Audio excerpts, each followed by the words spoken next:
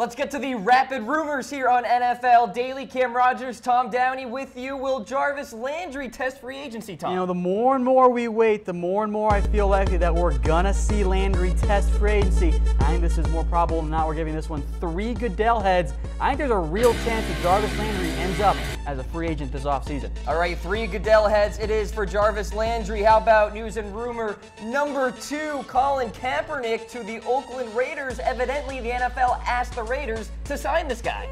We'll see about that one. I don't know if I'm ready to believe that Colin Kaepernick is being forced upon an NFL team by the NFL. We're giving this one just 1 Goodell head. I don't know if it's really all that likely or probable. All right, mock draft season for many out there. Are the Indianapolis Colts willing to trade the 3rd overall pick, Tom? I think it makes a lot of sense, but this early in the process, I'm not giving this any more than 2 Goodell heads. It is firmly in the rumor category. All right, there are the Colts there. News and rumor number 3, will the Arizona Cardinals make a big-time quarterback splash in free agency? Another one that just makes sense. They've got nothing at the position. I think this is pretty likely unless, Cam, they make a big trade in the draft. Ooh, stay tuned for that. And at number 5, Marlon Humphrey, Ravens cornerback.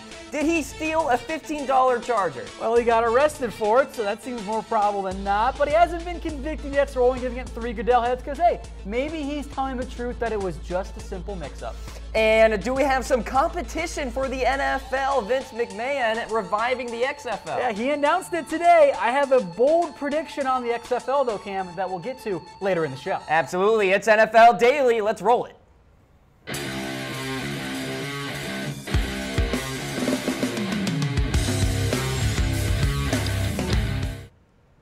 And welcome into NFL Daily, ladies and gentlemen. Cam Rogers coming at you alongside Tom Downey. We just went through the rapid-fire rumors. We'll get to those in detail coming up later in the show. We have a jam-packed program, and we will be power ranking the hirings in the NFL. Matt Nagy, Matt Patricia, although not official. Josh McDaniels not official as well, but they're official, let's face it. And then we have potential salary cap cuts for a few divisions. So Harris Rubenstein and I did some divisions last week. We're going to wrap up the league with the AFC South, NFC East, etc. So, quick note, I just realized this. We've been sitting across each other from the office all day. We're wearing almost identical shirt colors.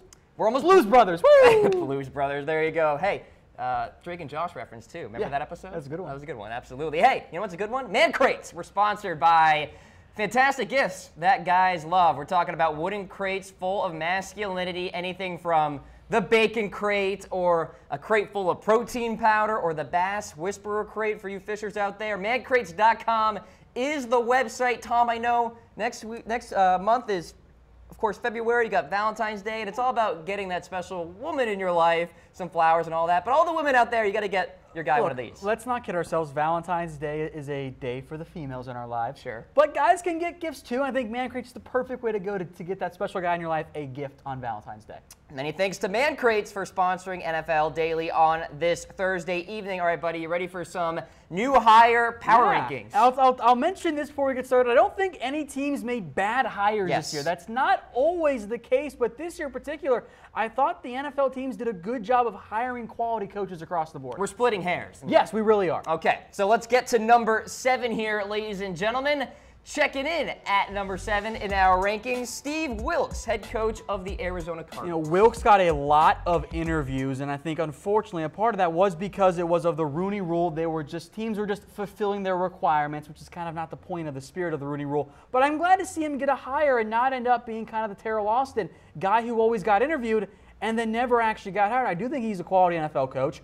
I am a little concerned he's only got 1 year as a defensive coordinator, but when he had so many interviews, there's clearly something that NFL teams like about him. I think that Wilks is going to end up being a very strong NFL head coach. Maybe not a great one, but I could see him staying in Arizona for quite a while. They had a pretty good hire last time. I think Wilks could be a good one for them as well. All right, so there's Steve Wilks there. By the way, had plenty of interviews out there, so he was highly coveted one way or another, although I thought John DeFilippo really would have been a great hire for the Arizona Cardinals. I will mention this as a very selfish matter. I'm a huge fan of John DeFilippo. Yeah. I am a Cowboys fan.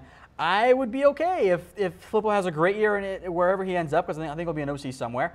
And then Jason Garrett gets fired, and DeFilippo becomes the head coach. I think DeFilippo has a very, very bright future in front of him. So there are some changes going on with the Cardinals organization in terms of coordinators right now. So keep an eye out for John DeFilippo to be the OC there. He's going to be an OC somewhere. He's too good to not end up getting a job there. Like, the Eagles could have lost Frank Reich. He ended up not getting a job, which kind of surprised me. Actually, I had really no real interviews. DeFilippo ended up getting all of them. But as it comes to Steve Wilks, look, I think it's a B or a C. I don't think it's a home run grade, but I think it's a solid one for Arizona, who, by the way, appear to be entering a bit of a rebuilding phase with a giant question mark at quarterback. If you are a loyal watcher here on Chat Sports, you know what to do. Throw in your votes. Give us an A, B, C, or D. If you think this is a failing grade, well, you're just way too pessimistic. So throw in your respective votes, and we will be tracking them here on Facebook Live. All right, so there is Steve Wilks at number 7 in our new higher power rankings. Let's get to number 6 now.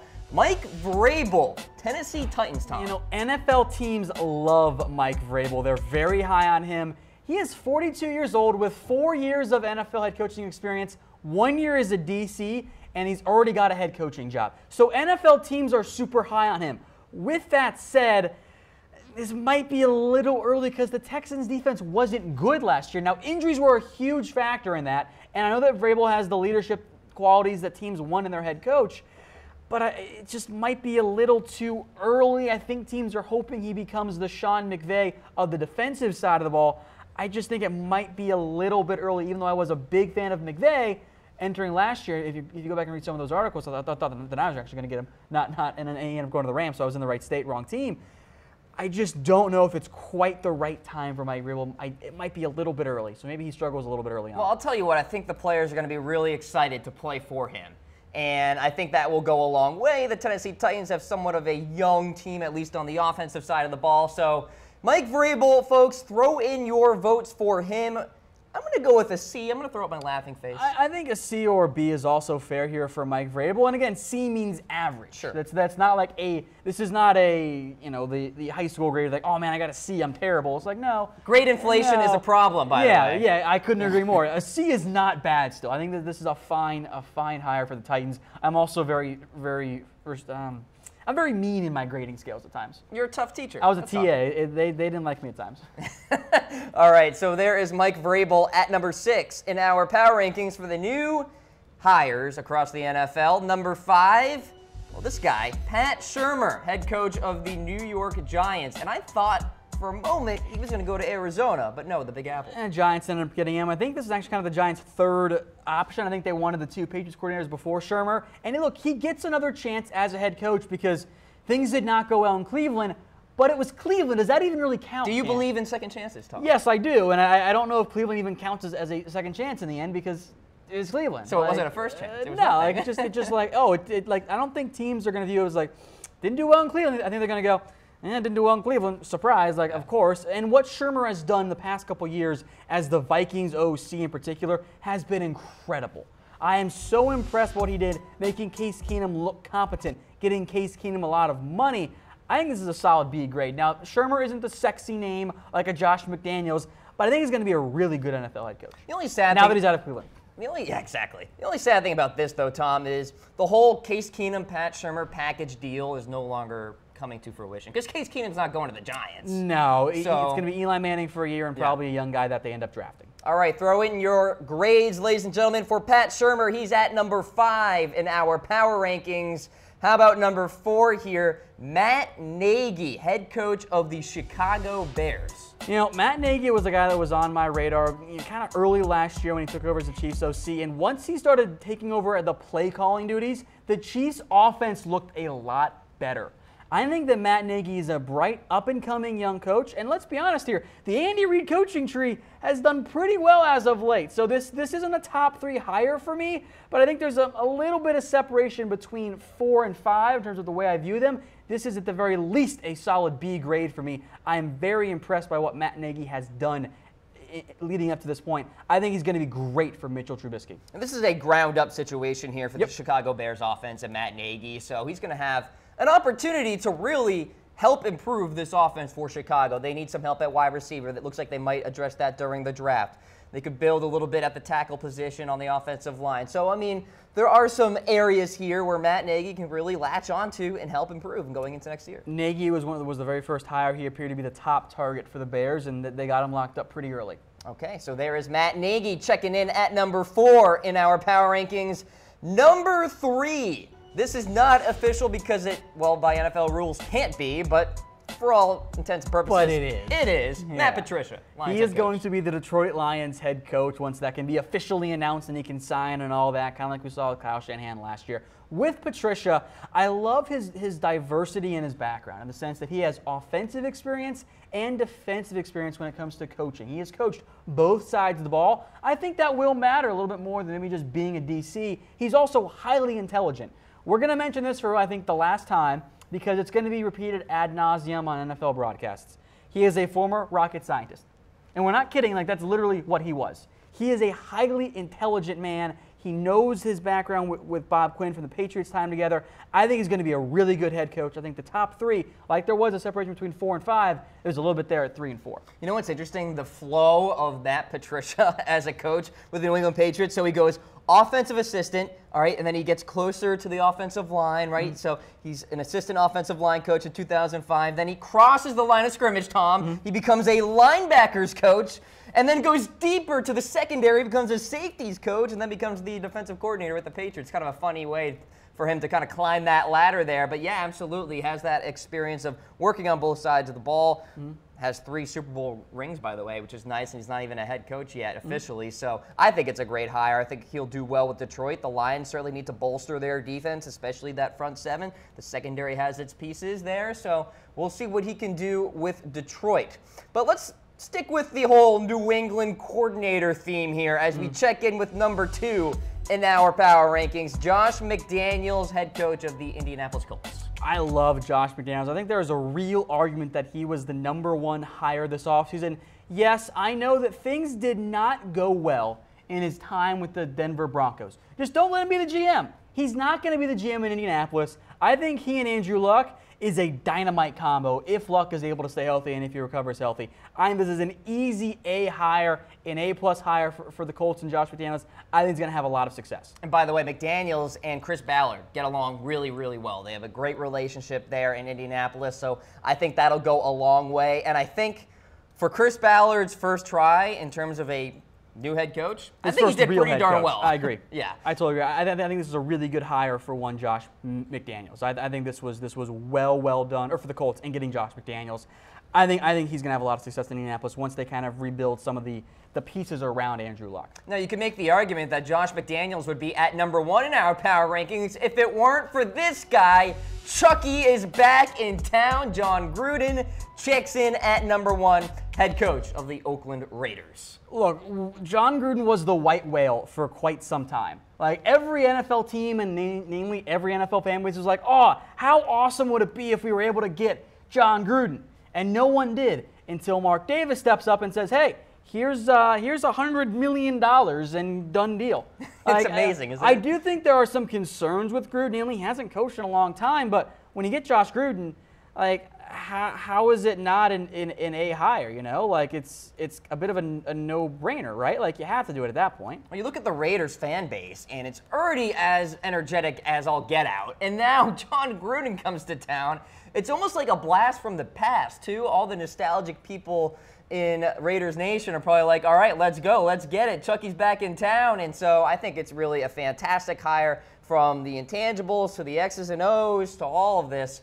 And John Gruden's not going to take any flack, by the way. I mean, if he wants to cut a big-time player, I mean, he will. He'll do it. So, I mean, that's why rumors about Michael Crabtree are coming out and stuff like that. I think I said Josh on accident. It's John Gruden. Yes. Let me make that clear that I do know who I'm talking about. Yes. It's John Gruden, Chucky, as I like to call him. So it's an A hire for me. Absolutely, no doubt about it. I'm throwing up my heart. I am giving this one an A in terms of John Gruden being the Raiders' new head coach. All right, folks, let's summarize our power rankings here. 7 through 4, there's Steve Wilks, Mike Vrabel at 6, Pat Shurmur at 5, Matt Nagy at 4. And then 3, 2, 1, Matt Patricia, Josh McDaniels, a couple of Patriots coordinators there. And then at number 1, the white whale, if you will, John Gruden and the Oakland Raiders. This is NFL Daily here on Chat Sports Facebook Live. I am Cam Rogers. That guy right there is Tom Downey. We just went through the power rankings of the new hires across the National Football League. Tom, we kicked off the show with rapid-fire rumors. We'll get to the full length of the rumors later, but before we do, let's get to some potential salary cap cuts, and we're going to go division by division here. And we're going to start things off with the NFC East and one Dez Bryant. I am the host of the Cowboys Report, and there are a significant amount of Cowboys fans who say, hey, let's cut Dez Bryant. We don't need him. We can get somebody better. Let's get rid of Dez. All he does is drop passes. I actually don't think you're going to see Dez Bryant be cut. I don't think he's going to be anywhere but the Dallas Cowboys next year. You can save quite a bit of money, $8.5 million or $12.5 million, but if you save the $12.5, you can't use that in free agency, and even if you save the $8.5, what receiver are you going to find in free agency that's better than Dez Bryant? Can you get Allen Robinson at that point coming off the injury? You're not going to be able to get Jarvis Landry at that amount of money. Mm-hmm. I don't know if you're going to be able to find that proper upgrade. And if you got to spend more than that, Dontrell Inman?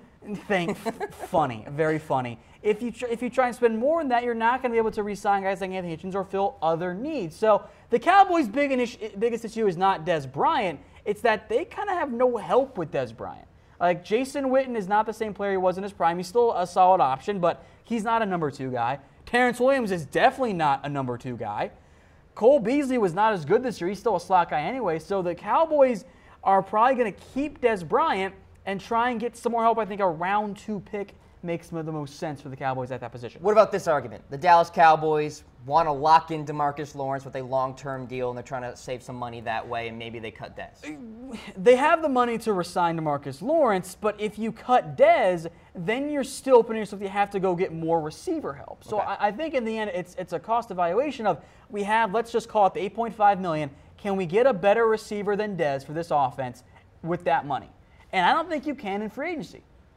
And you can do it in the draft, maybe, but you're not going to get Calvin Ridley. And frankly, none of the receivers are better than Dez Bryant right now. And you're trying to win right now as the Cowboys. I think you have to keep him. Okay. Even though he's not the same player that he once was. All right, we have the options for you watching right now, ladies and gentlemen. Should the Cowboys keep, trade, or cut Dez Bryant? Throw in your votes. All right, let's stay in the NFC East. Of course, we have more cap cuts. Eli Apple, cornerback for the New York Giants. Many regard him as a cancer in the locker room. And this is not really a cap cut. This is a cancer cut. This is addition by subtraction. And normally rookie contracts are fully guaranteed. But Eli Apple is a little bit different. He was suspended to end the year. And per ESPN, the contract language in Eli Apple's deal will allow the Giants to get out of that guaranteed money so they don't have to take a negative $2 million cap hit by cutting Eli Apple. So I think with a guy like Apple who has talent but just doesn't seem to have his head screwed on straight, you just say, you know what, we're just going to dump him and move on from there. I don't think that they want to deal with him in that spot. All right, so Eli Apple there for the New York Giants, a potential cap cut. We'll stay in New York. How about Brandon Marshall, wide receiver for the Giants, injured his ankle in October and was done the rest of the year? I think it's pretty likely Brandon Marshall is not on the New York Giants next season. You see the cap hit, $6.15 million. You can save all but $1 million of that. At that point, I just don't see Brandon Marshall coming back. I think his best years are definitely behind him, and he's definitely not worth over $5 million. I think you'll see Marshall cut. Maybe he signs with another team, even the Giants, for less money, tries to give it one more shot, or he just goes into his broadcasting career, which I think he'll be pretty good at. Or the XFL. Ooh, in a couple of years. Talk more about that later. Yes, we will.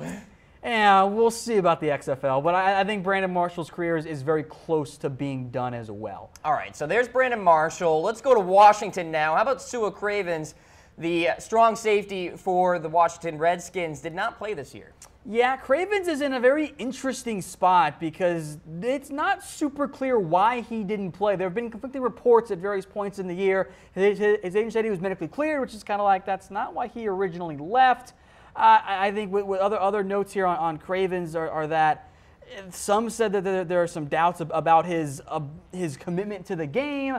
There's some questions about whether or not he was truly focused. He had some personal stuff going on. I think what you might see with Cravens, the Redskins will try to trade him, but I think these sides will be heading for a divorce. I don't know if the Redskins want to bring him back after everything that kind of went poorly last year. Now, you see the deadline there at the bottom of your screen, how the money can change if you wait past June 1st to cut a player, and obviously the savings are better if the Washington Redskins cut Sua Cravens after the June 1st line. So what that essentially is kind of a money-saving tip, that it allows the Redskins to, let me first start. When you cut a player, all of the dead money and all the guaranteed money left on that player's contract gets accelerated into the year that you cut him. And that's why you see teams somehow have to take a loss in that year to cut a player, because it costs them more money because of the way the contract was structured. But you can make them a post-June 1st cut, and that spreads that cap hit that got accelerated out over 2 years. So it's often about half extra is what you end up saving there. A little bit more in this case for Cravens because of the way the rookie deal is structured. But if you use a post-June 1st cut on somebody, you actually aren't allowed to use that money until after June 1st. So you save more in the long run, but you don't have that available in free agency. Right. All right, so there's Sua Cravens there for the Redskins. How about the Dallas Cowboys yet again? Orlando Scandrick as a potential cap cut. He is also a potential trade candidate, just like Sua Cravens was. Orlando Scandrick will not be on the Dallas Cowboys next year. I think he knows that. I think the Cowboys know that as well. Scandrick at this point in his NFL career, for the Cowboys in particular, is a progress inhibitor. They've got Jadobi Awuzie. They've got Jordan Lewis. They like Anthony Brown. They should probably move Byron Jones to corner. They could spend another young pick on that position as well. Scandrick has been a valuable member of the Dallas Cowboys, but it's time for both sides to part ways. They will try to trade him. His cap hit's really not that bad for a reliable corner who, $5 million is not that much for a guy who can be a nickel, can be a blitzer from that nickel spot, can do some things on the outside corner as well. But it doesn't make sense for the Cowboys. They'll try to trade him, but coming off a back injury, that includes a back fracture, I think he's more likely to be cut and get picked up by another team and probably contribute for them in a minimal role as well. All right, so Orlando Scandrick, a potential cap cut there from the Dallas Cowboys. Let's summarize our NFC East possible salary cap cuts. So you see Des Bryant there, Eli Apple, Brandon Marshall, Sua Cravens, and Orlando Scandrick. All right, folks, this is NFL Daily. Cam Rogers coming at you alongside Tom Downey. We thank you for tuning into this program. We are presented by Man Crates. Head on to mancrates.com to check out gifts that guys love. Really awesome products, crates that come with a crowbar, you pry them open, and full of goodies that, well, guys really do deserve out there. Creative masculinity, I think, was the term you used in the past, right? Yes, or testosterone. Ooh, either that one works too. Mancrates.com is the website. All right, so we just did the NFC East potential cap cuts. Let's do the AFC South potential cap cuts here, folks, and we'll check in with one Brian Cushing, linebacker for the Texans. He gone. He is not coming back to the Houston Texans. He has a $8.8 million cap hit, 7.6 of which can be saved, and this is a guy that would be a backup if he did come back. So at that point, you're not going to keep him. With Cushing, the suspension again reared its ugly head because he likes to use PEDs. Brian Cushing will not be back with the Houston Texans, and frankly, Cam, he might not be back in the NFL next year. I think Cushing is very much at the end of his career. He's not the same player he once was, doesn't have the same athleticism. I don't see Cushing back in Houston. He might not be back at all. Quality career, though, no doubt. Yeah, or especially early on, but you kind of want to, if you want to stereotype the guys who are probably steroid users, Cushing kind of had that profile early in his NFL Falls career. into that fold. And the suspensions have kind of proved that true as well. All right, so Brian Cushing, a potential salary cap casualty from the Houston Texans. Let's go to the Colts now. John Simon, linebacker here, and we'll preface this discussion here, Tom, with the fact that the Colts have a lot of cap space. Yeah, they don't really need to cut anyone, but guys like John Simon, even Jabal Sheard, I think can be cut. I think with Simon in particular, he might be a post-draft cut. He might be the type of guy that the Colts keep on the roster, and then if they draft someone like Bradley Chubb, then you see them make the change, say, okay, Simon, thank you, go somewhere else. He wasn't bad, and his contract's not that bad either, but you can save all of his contract. Like, at that point, he becomes a prime cut candidate. Try to get one from each team in this segment here. Simon makes the most sense for the Indianapolis Colts. There's a very good chance he ends up getting cut at some point this offseason. Okay, so there he is at the linebacker position. Let's go to Jacksonville. Chris Ivory, a potential cap cut there. He is also gone. Yeah. Chris Ivory will not be back with the Jaguars. A nearly $7 million cap hit for really what was the third string halfback for the Jaguars down the stretch. The Jags can save a ton of his contract by cutting him. With Fournette on the roster, there's just no reason to keep Chris Ivory at that massive cap hit. Now, they might try and make him a post-June 1st cut to save the money more long-term because they can cut another guy to save even more money here in a little bit. But with Chris Ivory, I don't see any scenario in which he's back in Jacksonville at his current cap hit. There's just no way. It makes zero sense. With TJ Yeldon and Leonard Fournette, it's clear those two guys are the core of the backfield for the Jacksonville Jaguars. That price tag for Chris Ivory is just way too much. And look, he was barely used. Look at the numbers right there. Yeah. And the yards per carry average, by the way, disgustingly bad. So Chris Ivory potentially gone from the Jacksonville Jaguars. How about this guy? Blake Bortles. People have tried to recently sell me on the idea that Blake Bortles is doable. And I'm like, but why? Why would you want to keep Blake Bortles as your quarterback? Like, yeah, the Jaguars won a lot of games, but like, it's not that Blake Bortles won them. It's having an incredible defense and having a really good ground game. Like, Blake Bortles' numbers this year were not good. Barely completed 60%, had not even a 2-to-1 TD-interception ratio, and his cap hit is $19 million. Like, if I'm the Jags, I am very open to saying, all right, we'll keep Blake if we have to, but let's go out and try and sign Kirk Cousins. Let's try and trade for Alex Smith. They're upgrades over Blake Bortles. We can roll that $19 million from Bortles into that contract for a guy like Alex Smith. Almost matches up perfectly. Give it to Kirk Cousins, and we're a much better team off because of it, because defenses won't be as willing to say, hey, Blake, just try to beat us. We dare you. Well, let's face it, Tom. I mean, the Jaguars played all of this season, and by the way, credit to them for making it to the AFC Championship game, but they played it with a very thin margin for error in the passing attack. Everything you need to know about Jacksonville and their trust in Blake Bortles was set up when they kneeled the ball with 55 seconds left and 2 timeouts. There you go. They have zero trust in Blake Bortles, and frankly, I don't blame them. Like, Bortles is just not that good. He's not a starting quarterback. Look, there are worse starting quarterbacks, but if I'm Jacksonville and I'm going, hey, we're trying to win right now, you're not going to win with Blake Bortles. We saw them play almost a flawless game against the Patriots. Wasn't enough with Blake Bortles. They got to go elsewhere, be it the draft, or go out and get an Alex Smith or Kirk Cousins, someone along those lines. Bortles is not the answer for Jacksonville. You can save all of his $19 million cap hit. Just let him go. All right, so Blake Bortles could be cut from the Jacksonville Jaguars. How about this guy, too, from the Tennessee Titans, DeMarco Murray, running back there. Look, Derrick Henry, he could be the guy now. Henry is the guy going forward, and I like DeMarco Murray, but he's constantly hurt this year. He wasn't that good. Derrick Henry, frankly, looked better when he had the ball in his hands.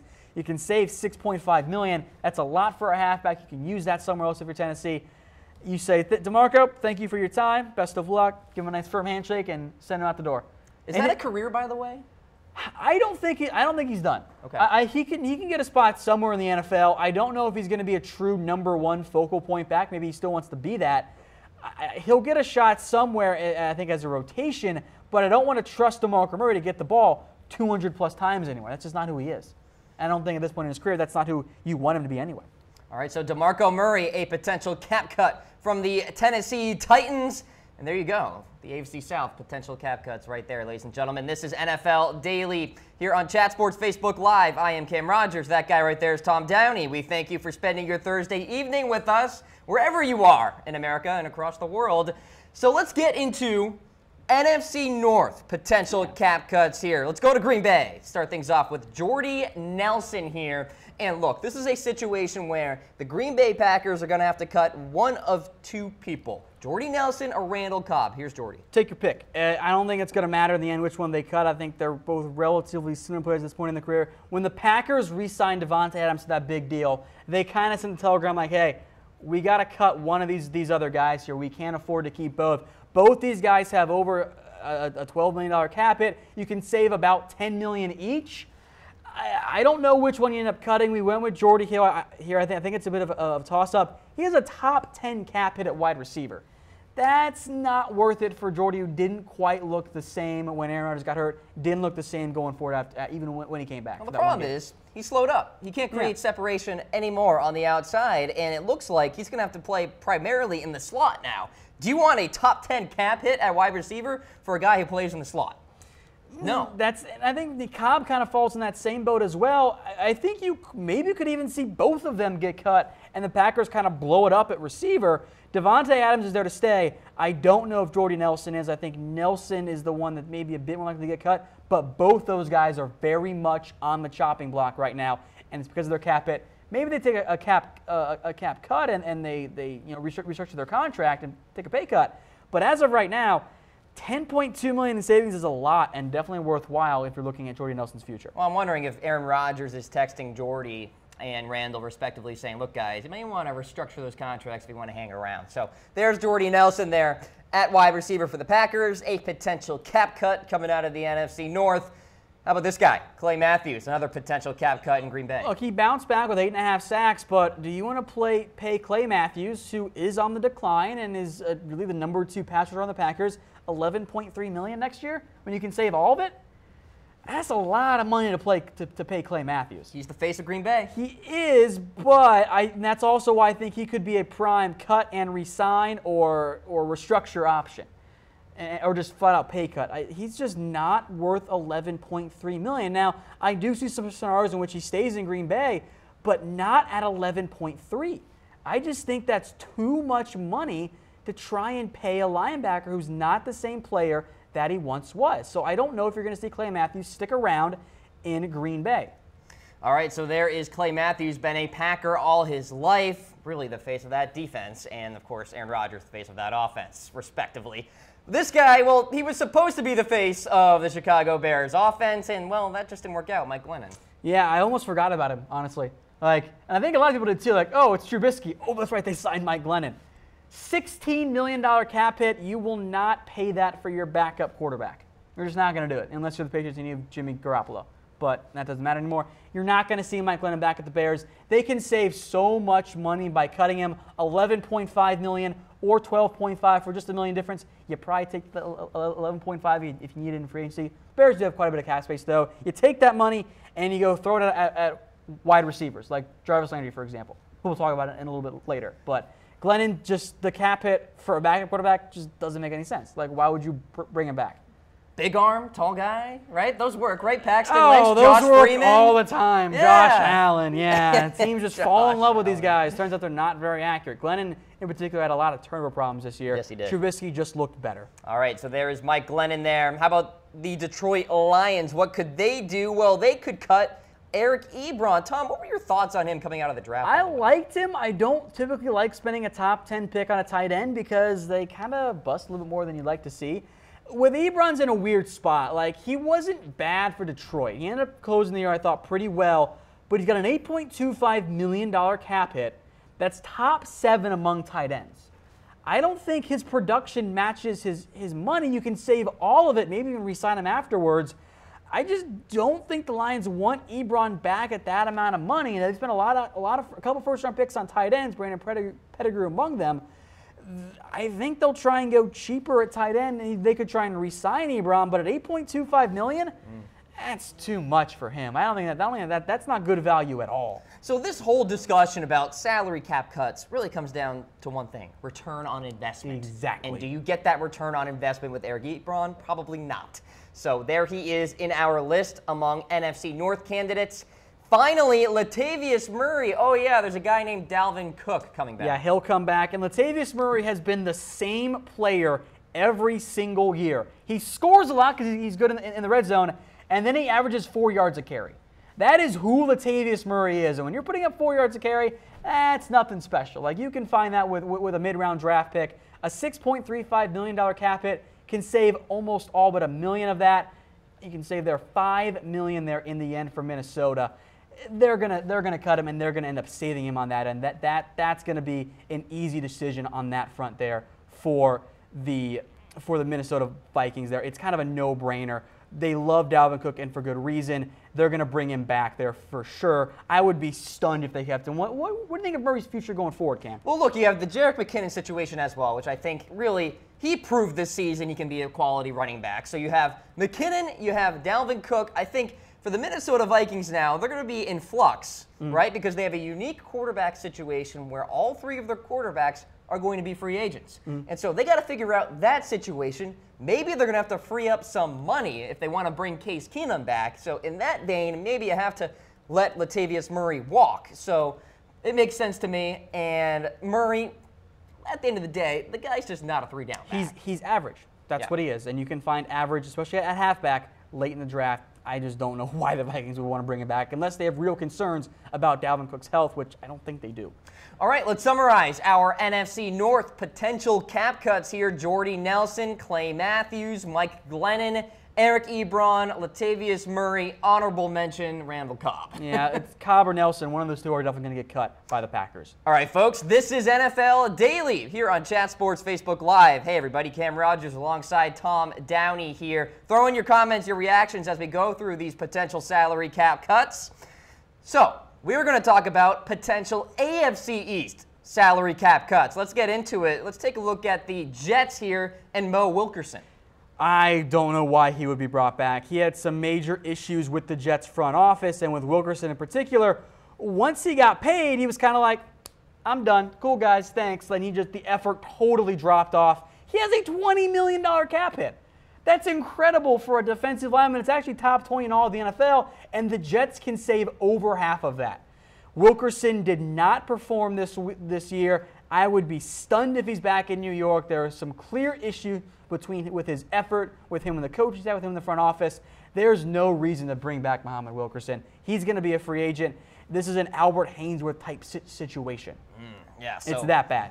Yeah, look, you look at the price tag, right? You get a good amount of savings out of it, and it looks like the Jets are going through a little bit of a retooling process with that defense through the draft and all that stuff. Maybe Muhammad Wilkerson on his way out, but Sheldon Richardson could be on his way in, so there you go. We'll see what happens there. All right, let's move on to another Jet, Buster Skrine, cornerback. He got a big contract from the Jets a couple years ago, and I don't really know why. I've never been a big fan of Skrine. When you see your cornerback get like 63 tackles, kind of means he's getting burnt and having to make tackles. Exactly. So, look, Buster Skrine is just not that good, especially at his cap hit. $8.5 million cap hit, that's really high for a corner. Save $6 million by cutting him. He's not going to be back with the Jets next year. They got to find some cornerback help. Morris Claiborne's a free agent. They don't have a whole lot there. They could spend an early pick on the spot. Buster Skrine is not the option for the Jets. He just needs to go. All right, so there is Buster Skrine there with a cap savings of $6 million for the Jets. Let's talk about the Buffalo Bills here. Everybody's going to be wondering about this guy, Tyrod Taylor. What's the deal? Buffalo seems to hate him for some reason. Yes. I don't really know why. They thought that Nathan Peterman could be better, which LOL. That was just dumb. Everyone saw that coming, that it was not going to go very well. It went worse than expected as well. Tyrod Taylor is in an interesting spot because he does have that significant cap hit. It's listed at $18 million. $6 million of that comes with a roster bonus that is due on March 16th.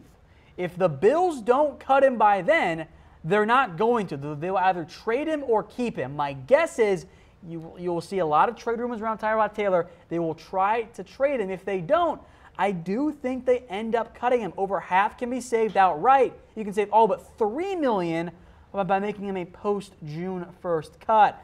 I think that's what the Bills might end up doing. They just don't seem to like Tyrod Taylor. I like him quite a bit. I don't know if he's a true franchise quarterback, but he's definitely a low-end starter. I much prefer Tyrod Taylor than Blake Bortles.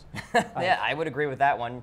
And the Buffalo Bills, too, might look for perhaps a Kirk Cousins out there, maybe go to free agency and try to compete with the Patriots. They've got 2 first-round draft picks. They have the ammunition if they want to make a big move up and go get a different quarterback. All right, so there is Tyrod Taylor. Let's take a look at Martellus. I blame everybody but myself. Bennett for the New England Patriots. Yeah, $6.2 million cap hit for a tight end that didn't do anything this year and also quit on the Packers, and it's never his fault, and just why would you bring him back? Yeah.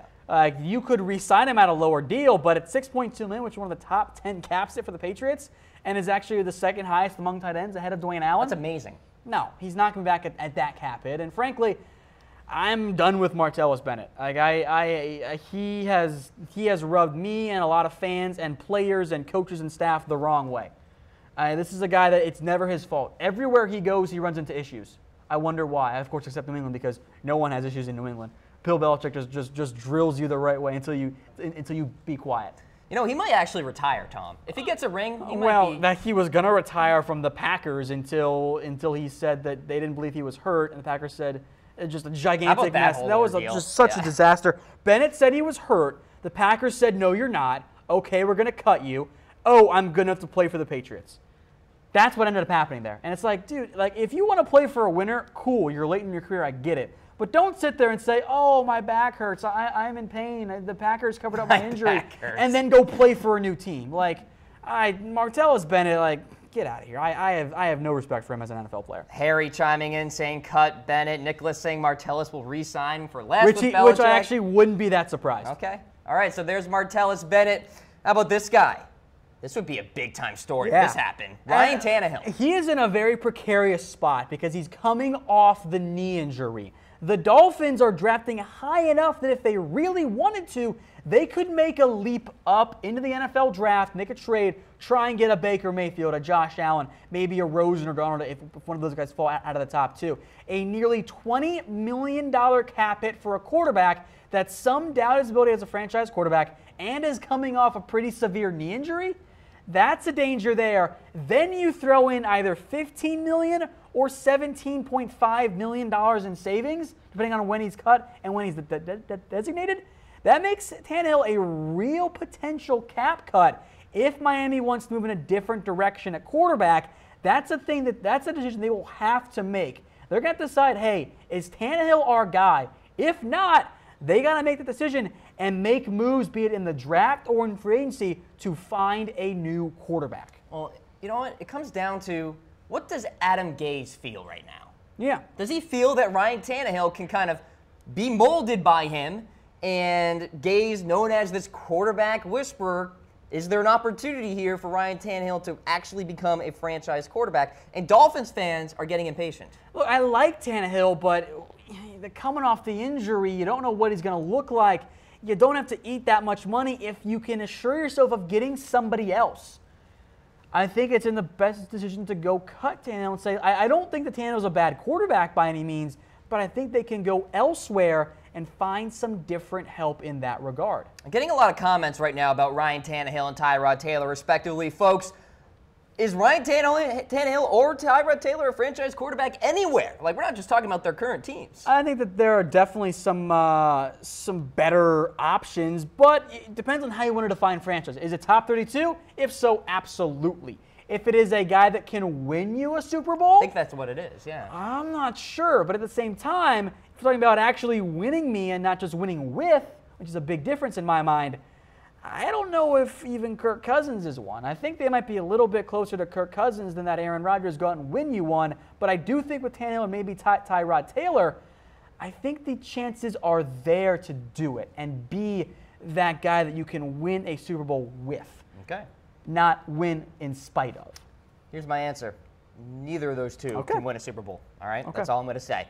All right, folks. That's fair. I understand where you're coming from. Yeah. Let's summarize the AFC East potential salary cap casualties. Muhammad Wilkerson, Buster Skrine, Tyrod Taylor, Martellus Bennett, and one Ryan Tannehill. Hey, ladies and gentlemen, we appreciate all of the comments flowing in. This is NFL Daily. I'm Cam Rogers. That guy right there is Tom Downey. We just broke down all of the potential salary cap cuts for a few divisions out there. We kicked off the show with some rapid-fire rumors. And so we're going to go in depth in terms of those rumors that we discussed. So let's get into it, and we'll start things off with the Goodell head scale. So every rumor that we talk about will have a certain amount of heads or the absence of Goodell heads. 0 Goodell heads means, well, that rumor is fake news. 1 Goodell head, small shred of truth. 2 Goodell heads, people are talking. 3 Goodell heads, more probable than not, to use the terminology from the Wells Report, Tom. And 4 Goodell heads, we're calling that fact news. The opposite of fake news. There you go. So let's get into rumor number 1. Jarvis Landry to test free agency, Tom. The longer this goes on, the more likely I think Landry might not just test free agency, the longer, the more I think he might just outright leave. And Landry and the Dolphins don't really seem to be getting along. There's been quite a bit of media talk here as well. We're giving this one 3 Goodell heads because I do think it's more probable than not that he ends up testing for injury at the very least. Landry, there's more or less war within the media, the negotiating through the media. Landry accused one Miami Herald reporter of having stuff come right from the front office and saying that Landry wasn't running his routes well and trying to lower his value. Landry wants a lot of money. He likes Miami, but Landry wants to be paid like Davante Adams. And I believe he can find that on the open market. Miami doesn't have a ton of cap space. After paying premium market deals to other free agents, they might want to say, you know what, Landry, we can find a slot guy to replace you at a much cheaper money. Go see what you get on the open market. Come back, we'll talk. But if I'm a team like the Chicago Bears, I'm throwing money at Jarvis Landry. I think he is a perfect fit for Chicago. And remember, Cam, Miami did listen to offers in the preseason and at the trade deadline. Baltimore, right, your team, had interest. Absolutely. And so it's only going to get worse at this point if the Dolphins continue to not engage in discussion with Jarvis Landry. That's the main point of contention for Jarvis, is that the front office for the Dolphins is not being very transparent about these negotiations. They're not getting along well, and that does not bode well when it comes to contract negotiations. So 3 Goodell heads for that, meaning more probable than not that Jarvis Landry will test free agency. Let's get to rumor number 2 here. Colin Kaepernick to the Oakland Raiders.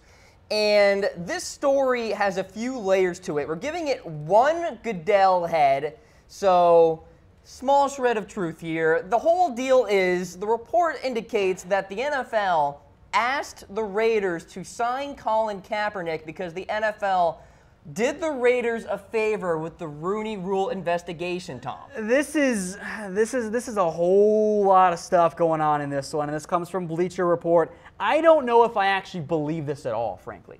Maybe there's a small shred of truth, and maybe Kaepernick does end up signing with the Oakland Raiders, but I think it's a little extreme to suggest that the NFL said, hey, we're going to look the other way on the Rooney Rule if you go ahead and sign Colin Kaepernick and get rid of this lawsuit for us. Like, I could see the NFL trying to do that, but I don't know if they'd kind of play heavy-handed like that with the Oakland Raiders. I just have a tough time believing this. Something doesn't sound right to me on this one. I do think Kaepernick will at some point get another chance, but I don't know if the NFL says, hey, go sign him, Oakland, because you really violated the Rooney Rule, and we're going to help you out, and then we're going to do it the other way. It just seems a little too conspiracy theory. It does. I'm tempted to give this one fake news. I'm very close to it. I'm very tempted. We were very close. But I do think there's a scenario in which Kaepernick does sign with Oakland. At that point, maybe the NFL actually did do it. I don't think it's likely. I think we're bordering more on like 1% than like, whatever, 25%, but I just have a tough time believing this one. This coming from Mike Freeman of Bleacher Report, too. And, yeah, it almost seems like the perfect storm. Like, it makes too much sense to actually believe in it. So we're going to give this 1 Goodell head. We'll give it a little small shred of truth. Not completely fake news. Let's get into rumor number 3. The Indianapolis Colts will trade their number 3 overall pick. Tom, we're giving this 2 Goodell heads. I think this actually makes a lot of sense. If the teams at 3 and 4, the Colts and the Browns, after assumingly quarterbacks go 1 and 2, or even if not, even then I think that helps the Colts. The Colts are not going to take a quarterback. They're not going to take Andrew Luck. But if you're a team like Denver, the Jets, even further down, the Cardinals, the Chargers, even maybe your Ravens, Cam, or the Redskins, for example, and let's say you love Baker Mayfield, or for some reason you love Josh Allen, or Rosen and or Darnold fall. At that point, all of a sudden, the Colts are sitting there like, yeah, who wants their franchise quarterback? And they become the Rams from a couple of years ago when they traded away the pick to get RG3, or the Browns and they passed on Carson Wentz. I think at that point, the Colts can get a lot in exchange back for that pick. They have a lot of needs, and what do they want? Barkley or Nelson, or even a Roquan Smith or Bradley Chubb. There's a lot of guys that fit the Colts' needs. They can trade down a few spots and still get their guy or one of their guys. That's exactly what I'm thinking, Tom, because the Colts are almost in an awkward position at 3 relative to their needs. They don't need a quarterback. And so at number 3, it would be pretty smart of them to trade back and stock up on those picks. And the report indicates that they really want to address the linebacker and cornerback position. So there you go. And I think you trading down, you accumulate extra picks, and you can use an extra second, an extra third, either and or both, or an extra fourth, and get more depth for a team that has quite a bit of needs on both sides of the ball, especially when it comes to the trenches, which isn't great in this year's class. I think there's going to be some decent value in those middle rounds, and the Colts have got to spend picks on those spots. 2 Goodell heads it is for the Colts to perhaps trade the number 3 overall pick. Tempted by 3, but I think it's still firmly in that rumor category. Yeah, people are talking. It's safe to say. Let's get to number 4 here. The Arizona Cardinals. They have a big question mark at the quarterback position. In fact, Steve Wilks called it the elephant in the room. Will they make a big splash? Does it become the elephant once you mention it? That's a good point. But either way, this is maybe no team in the NFL needs a quarterback more than Arizona because they truly have nothing.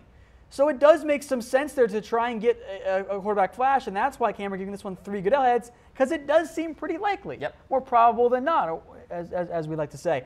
The Cardinals just need a quarterback. They've got nothing right now. Palmer retired. Gabbard is a free agent. He's not any good. Matt Barkley a free agent. He's not any good. They don't have and Drew Stanton too, also not that great. They need a quarterback. Now, free agency makes sense. They can throw money at Kirk Cousins. They could go trade for Tyrod Taylor. They can go trade for Alex Smith if they want to win right now. Or Cam, and this is why it's 3 and not 4, because they're also not going to get Drew Brees, by the way. This is why it's 3 and not 4. They could make a splashy draft move. They could maybe trade up. They could try and go get a Baker Mayfield. They could sit and wait if Allen ends up falling. They're at 15 right now. I think that they could go make a big move for a quarterback, make a deal with the Browns, make a deal with the Colts. If the Cardinals fall in love with a quarterback, that's when you see them try and make a trade. Either way, I do think they draft one at some point in this year's draft. If they sign a veteran free agent, they got to get someone to groom behind him. So the Cardinals are going to get a quarterback, but it's only 3 heads because it might not come in free agency. It could come in the draft. Now, I predicted on my show previously, Tom, that Case Keenum will go to the Arizona Cardinals. Makes sense. I think if the Cardinals somehow get John DeFilippo as their OC, that is a match made in heaven for DeFilippo and Case Keenum. And for Case, moving away from Pat Shurmur, I think that's best case scenario for that quarterback coming out of Minnesota there. All right, so that's the deal with the Arizona Cardinals here. Let's get to rumor number 5. The Baltimore Ravens cornerback Marlon Humphrey allegedly stole a $15 Charger from an Uber, and he thought it was his. Tom, this is TMZ-like. Yeah, look, we're giving this one 3 Goodell heads because there shouldn't be a lot going on there, but we're going to give him some benefit of the doubt. Maybe it just was a simple miscommunication. Yeah. Maybe it was the accidental stealing. But Cam, you're a Ravens fan. What do you think of Marlon Humphrey doing this? I'm not a fan because we already get enough injuries at the cornerback position. Why do we need somebody stealing a $15 Charger? Like, what the heck is going on? And by the way, you could probably get a Charger for free because you're Marlon Humphrey. You can walk around and walk up to a Ravens fan and say, hey, can I have that iPhone charger? And that Ravens fan, probably me, would say, yes, here it is. And there you go. He gets it for free. He doesn't have to steal anything. I honestly think this is just a whole kind of miscommunication type deal. And you know what? Alcohol was probably involved. It was late at night at an Uber. Of course it was. I will just say this one more time. Alabama players, stop going back to Tuscaloosa. Only bad things happen when you go back. Don't go back there anymore. I know it's your alma mater. I know you still got some friends there. Stop going back. It always ends badly. Rolando McClain, now Marlon Humphrey, Reuben Foster as well.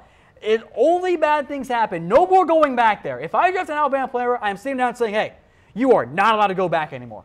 Like, whatever is going on over there always gets them in trouble. Stop it.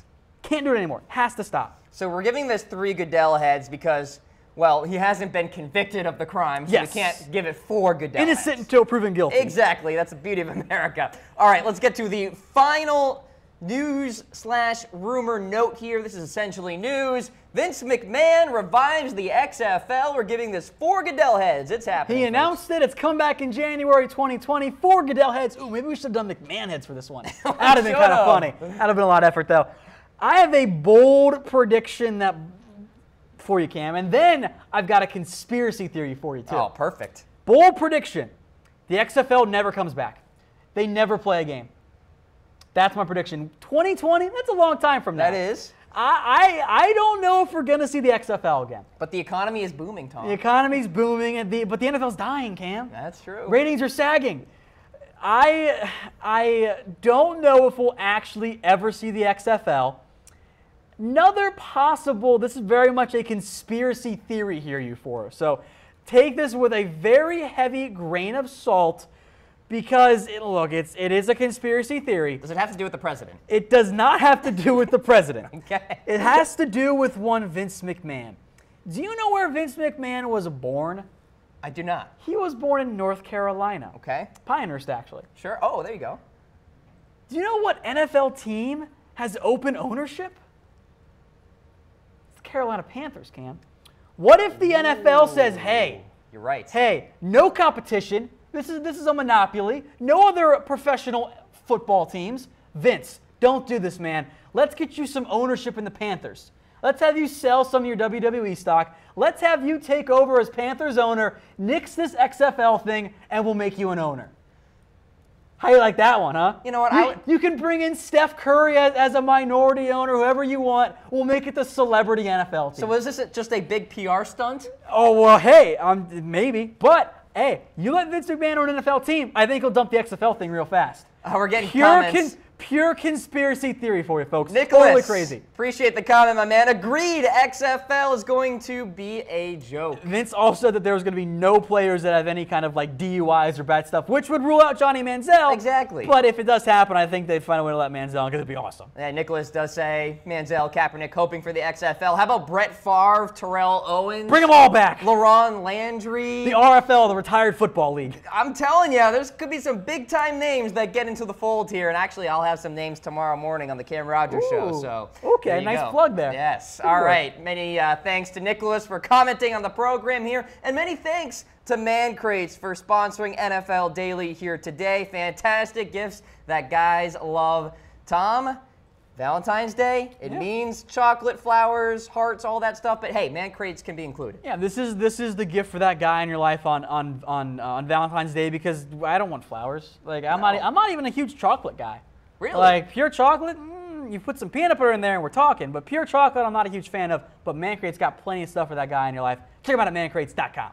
All right, folks, we're saying goodbye here on NFL Daily. Plenty of more programming to come here on Chat Sports throughout the weekend, so keep it right here. Check out all of our Chat Sports Facebook pages. Ooh, I got one more name for you. What do you got? XFL. Ocho Cinco. Bring back Chad Johnson. He's on my list. Have you looked at my graphics there we yet? go, my man. No, I didn't look at your list.